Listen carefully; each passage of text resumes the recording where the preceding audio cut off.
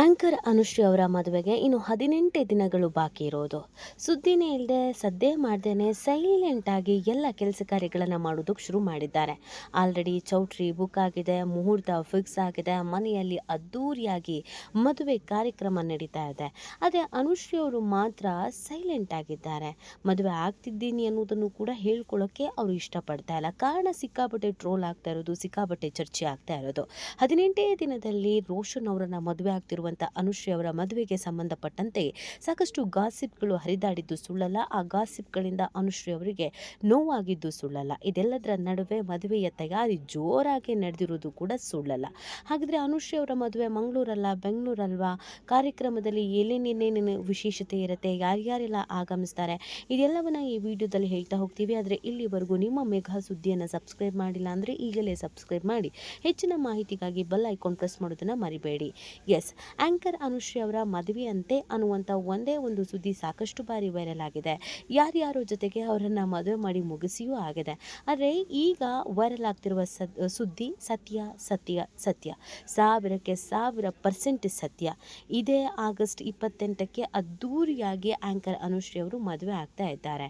ಇದು ಪ್ರೀತಿಸಿ ಮದುವೆ ಆಗ್ತಿರೋದು, ಅದರ ಜೊತೆಗೆ ಅರೇಂಜ್ ಮ್ಯಾರೇಜು ಕೂಡ ಹೌದು. ಅನುಶ್ರೀ ಅವರ ಏಳಿಗೆಯನ್ನು, ಅನುಶ್ರೀ ಅವರ ಮಾತು ಪ್ರತಿ ಒಂದನ್ನು ಕೂಡ ಹತ್ತಿರದಿಂದ ನೋಡಿದಂಥ ಹುಡುಗನೇ ಅನುಶ್ರೀ ಅವರ ಮದುವೆ ಆಗ್ತಾ ಇದ್ದಾರೆ. ಅನುಶ್ರೀ ಅವರು ಈ ಹಿಂದೆನೇ ಹೇಳ್ಕೊಂಡು ಹಾಗೆ ಮದುವೆ ಆಗಬೇಕು, ಅದಕ್ಕೊಂದು ರೈಟ್ ಟೈಮ್ ಬರಬೇಕು ಅನ್ನೋದನ್ನು ಹೇಳ್ಕೊಳ್ತಾ ಇದ್ರು. ತಾನೇನು, ತನ್ನನ್ನು ಅರ್ಥ ಮಾಡ್ಕೊಂಡವರು ಯಾರು, ಅದೆಲ್ಲವನ್ನ ಅರ್ಥ ಮಾಡ್ಕೊಂಡಂಥ ವ್ಯಕ್ತಿ ನನಗೆ ಸಿಕ್ಕಿದ್ದಾನೆ ಅಂತ ಫೀಲ್ ಆದರೆ ಖಂಡಿತವಾಗಿ ಮದುವೆ ಆಗ್ತೀನಿ ಅಂತ ಅನುಶ್ರೀ ಅವರು ಹೇಳಿದರು. ಅದೇ ರೀತಿಯಾಗಿ ಪುನೀತ್ ರಾಜ್ಕುಮಾರ್ ಅವರ ಫ್ಯಾಮಿಲಿಗೆ ಹತ್ತಿರವಾಗಿರುವ ಯುವ ಅವರ ಸ್ನೇಹಿತನಾಗಿರುವ ರೋಷನ್ ಅವರನ್ನೇ ಅನುಶ್ರೀ ಅವರು ಪ್ರೀತಿಸ್ತಾ ಇದ್ದಾರೆ. ಈ ಪ್ರೀತಿಗೆ ಒಂದೇ ಒಂದು ಕಾರಣ, ಅಪ್ಪು ಅವರ ಅಭಿಮಾನಿ ರೋಷನ್ ಕೂಡ ಹೌದು ಅಂತ. ಇಬ್ರು ಅಪ್ಪು ಅವರ ಡೈ ಹಾರ್ಡ್ ಫ್ಯಾನ್ ಆಗಿದ್ರು. ಆ ಕಾರಣಕ್ಕಾಗಿ ಒಬ್ಬರಿಗೊಬ್ಬರು ಪರಿಚಯ ಆಯಿತು. ಅದಾದ ನಂತರ ಸ್ನೇಹ ಬೆಳೆಯಿತು. ಅದಾದ ನಂತರ ಅನುಶ್ರೀ ಅವರ ಕಷ್ಟ ಸುಖ, ಆಕೆ ಜೀವನದಲ್ಲಿ ಆದಂಥ ಅಪ್ ಆ್ಯಂಡ್ ಡೌನ್ಸ್ ಎಲ್ಲವನ್ನು ನೋಡಿದಂಥ ರೋಷನ್ ಅವರು ಆತ್ಮೀಯ ಸ್ನೇಹಿತರಾದರು. ಹೀಗಿರ್ಬೇಕಾದ್ರೆ ಅನುಶ್ರೀ ಅವರು ರೋಷನ್ ಅವರ ಮನೆಗೆ ಹೋಗೋದು, ರೋಷನ್ ಅವರು ಅನುಶ್ರೀ ಅವರ ಮನೆಗೆ ಬರೋದು, ಇಬ್ಬರ ಫ್ಯಾಮಿಲಿಯೂ ಕೂಡ ಸ್ನೇಹಿತರಾಗೋದು, ವಿವಿಧ ಕಾರ್ಯಕ್ರಮಗಳಲ್ಲಿ ಒಟ್ಟಿಗೆ ಕಾಣಿಸ್ಕೊಳ್ಳುವಂಥದ್ದು, ಆಪ್ತರಾಗೋದು, ಇದೆಲ್ಲವೂ ಆಗಿದೆ. ಅದಾದ ನಂತರ ಯಾಕೆ ಮದುವೆ ಆಗಬಾರ್ದು, ವೈವಾಹಿಕ ಜೀವನವನ್ನು ಯಾಕೆ ನಾವು ನಡೆಸಬಾರ್ದು ಅಂತ ಪ್ಲ್ಯಾನ್ ಮಾಡಿಕೊಂಡು ಇದೀಗ ಮದುವೆ ಫಿಕ್ಸ್ ಆಗಿದೆ. 6 ತಿಂಗಳು ಹಿಂದೆಯೇ ಮದುವೆ ಫಿಕ್ಸ್ ಆಗಿತ್ತು. ಅದ್ದೂರಿಯಾಗಿ ನಿಶ್ಚಿತಾರ್ಥ ಮಾಡ್ಕೊಳ್ತಾರೆ ಅನ್ನುವಂಥ ಸುದ್ದಿ ಕೂಡ ಇತ್ತು. ಆದರೆ ಅದು ಯಾಕೋ ಗೊತ್ತಿಲ್ಲ, ಅನುಶ್ರೀ ಅವರಿಗೆ ಯಾವಾಗ ಮದುವೆ ಅನ್ನೋ ಸುದ್ದಿ ವೈರಲ್ ಆಯಿತು, ಒಂದಷ್ಟು ಟ್ರೋಲ್ಗಳು ಶುರು ಆಗ್ಬಿಡ್ತು, ಒಂದಷ್ಟು ನೆಗೆಟಿವ್ ಸುದ್ದಿಗಳು ಓಡಾಡೋದಕ್ಕೆ ಶುರು ಆಯಿತು. ಇದೆಲ್ಲದರಿಂದ ಬೇಸರವಾದಂಥ ಅನುಶ್ರೀ ಯಾವತ್ತೂ ಎಲ್ಲಿಯೂ ಕೂಡ ಮದುವೆ ಬಗ್ಗೆ ಒಂದು ಚಿಕ್ಕ ಸುಳಿವು ಕೊಡಬಾರ್ದು, ತನ್ನ ಪಾಡಿಗೆ ತಾನು ಮದುವೆ ಆಗಬೇಕು ಅಂತ ನಿಶ್ಚಯಿಸೇ ಬಿಟ್ರು. ರೋಷನ್ ಅವರು ಹಿಂದೂ ಅಲ್ವಂತೆ, ಮುಸ್ಲಿಂ ಅಂತೆ, ಕ್ರಿಶ್ಚಿಯನ್ ಅಂತೆ, ಹಾಗಂತೆ ಹೀಗಂತೆ, ಚೆನ್ನಾಗಿಲ್ವಂತೆ, ನೋಡೋಕೆ ಚೆನ್ನಾಗೇ ಇಲ್ವಂತೆ, ದುಡ್ಡಿದೆಯಂತೆ, ಅದಕ್ಕೆ ಅಂತೆ ಅಂತ ಈ ಅಂತೆ ಕಂತೆಗಳ ನಡುವೆ ಅನುಶ್ರೀ ಅವರ ಮನಸ್ಸಿಗೆ ನೋವಾಗಿದ್ದು ಅಪಾರ. ಒಂದು ಹುಡುಗಿ ಮದುವೆ ಆಗ್ತಾ ಇದ್ದಾಳೆ ಅಂದರೆ ಅದ್ರ ಬಗ್ಗೆ ಚರ್ಚೆಗಳಿರುತ್ತೆ. ಅದರಲ್ಲೂ ಅನುಶ್ರೀ ಅವರು ಮದುವೆ ಆಗ್ತಾ ಇದ್ದಾರೆ ಅಂದರೆ ಸಹಜವಾಗಿ ಎಲ್ರಿಗೂ ಕುತೂಹಲ ಇದ್ದೇ ಇರುತ್ತೆ. ಹೇಗೆ ಮದುವೆ ಆಗಬಹುದು, ಯಾವ ಥರದ ಹುಡುಗನ ಮದುವೆ ಆಗ್ಬೋದು, ಎಲ್ಲಿ ಮದುವೆ ಆಗ್ಬೋದು ಅಂತ. ಮೂಲತಃ ಮಂಗಳೂರಿನವರಾಗಿರುವಂಥ ಅನುಶ್ರೀ ಅವರು ಜೀವನ ಕಟ್ಕೊಂಡಿದ್ದು ಸ್ವಂತ ಮನೆ ಅಂತ ಇರೋದು ಈಗ ಬೆಂಗಳೂರಿನಲ್ಲಿ. ಅನುಶ್ರೀ ಅವರಿಗೆ ಮಂಗಳೂರಿನಲ್ಲಿ ಯಾವುದೇ ಸ್ವಂತ ಮನೆ ಅನ್ನೋದು ಇಲ್ಲ. ಹೀಗಿರಬೇಕಾದ್ರೆ ಅನುಶ್ರೀ ಅವರು ಅಪಾರವಾದಂಥ ಅಭಿಮಾನಿಗಳನ್ನು, ಅದರ ಜೊತೆಗೆ ಸ್ನೇಹಿತರನ್ನು ಹೊಂದಿದ್ದಾರೆ. ಮಂಗಳೂರು ಭಾಗದ ಸ್ನೇಹಿತರಿದ್ರೂ ಬೆಂಗಳೂರು ಭಾಗದಲ್ಲಿಗೆ ಸಾಕಷ್ಟು ಮಂದಿ ಸ್ನೇಹಿತರಿರೋದು. ಮತ್ತು ರೋಷನ್ ಅವರು ಕೊಡಗು ಮೂಲದವರು. ಹಾಗಾಗಿ ಇಬ್ಬರ ಮದುವೆ ಯಾರಿಗೂ ತೊಂದರೆ ಆಗದಂತೆ ಎಲ್ಲರೂ ಮದುವೆಗೆ ಆಗಮಿಸುವಂತೆಯೇ ಸಮೀಪದಲ್ಲೇ ಇರೋದು ಸೂಕ್ತ ಅಂತ ಬೆಂಗಳೂರಿನಲ್ಲಿ ಅದ್ದೂರಿಯಾಗಿ ಮದುವೆ ಆಗ್ತಾ ಇದ್ದಾರೆ.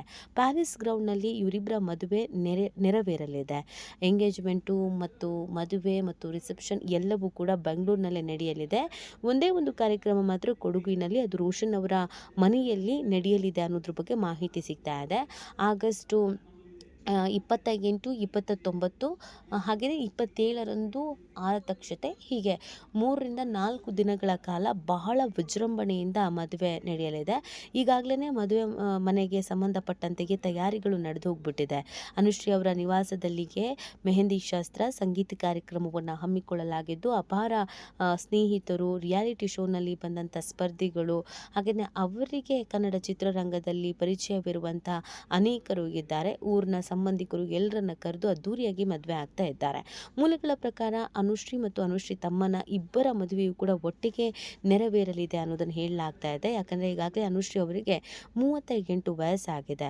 ಈಗ ಅನುಶ್ರೀ ಅವರು ಮದುವೆ ಆಗಿ ಸ್ವಲ್ಪ ವರ್ಷಗಳ ಕಾಲ ಬಿಟ್ಟು ತಮ್ಮನ ಮದುವೆ ಆಗೋದಕ್ಕಿಂತ ಒಟ್ಟಿಗೆ ಒಂದೇ ವೇದಿಕೆಯಲ್ಲಿ ಮದುವೆ ಆಗಬೇಕು ಅನ್ನೋದು ಅನುಶ್ರೀ ಅವರ ಡ್ರೀಮ್ ಕೂಡ ಆಗಿತ್ತಂತೆ.